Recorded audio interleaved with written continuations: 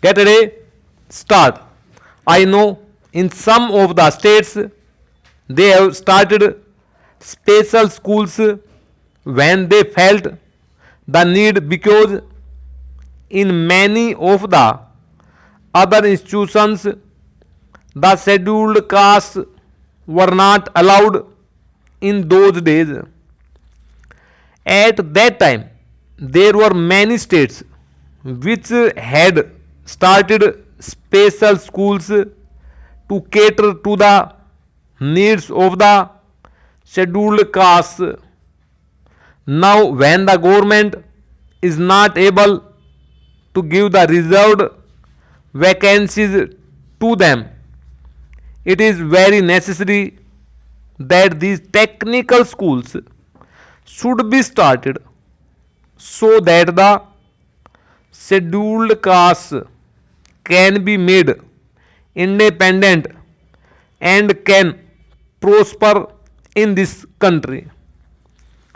I join my friend in expressing satisfaction at the fact that the national income has recorded an increase of 18%, perhaps 7% more than the estimated increase. But I do not find evidence of this in any appreciable increase in the standard of living in the villages. I should like to know from the finance minister if this increase in national income is reflected in the general living of the people. Have they tried to find it out either by any sample survey or by any other method? We should know whether the benefit has reached the common man.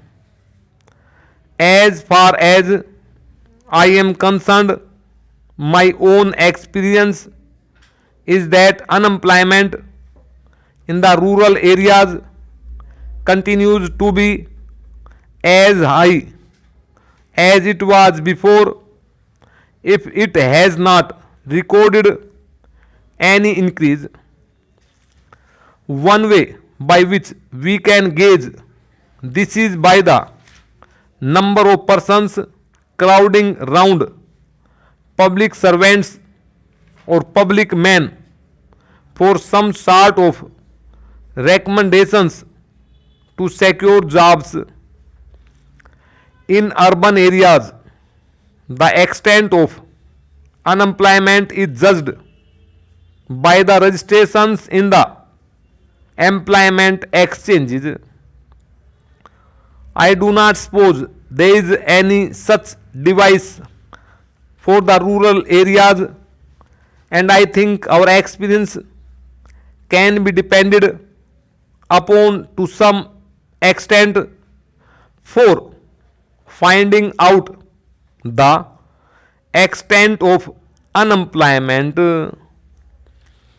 This leads me to feel that even though there is an increase in national wealth, the benefit is not going to the common man. Therefore, I feel that we should bring about a very drastic change in the property relations if we are really keen on realizing the socialistic pattern of society. The sooner we change the property relation, the better. I believe the proportion in which the accumulated wealth of the nation is held by certain classes determines the pattern of production to a considerable extent. The pattern of production determines the pattern of production to a considerable extent. The pattern of production determines the pattern of distribution. We cannot therefore secure distributive justice unless and until there is a change in property relations. We have therefore abolished the sanctity attached to the properties, and we have made compensation payable to those who are expropriated non justiciable.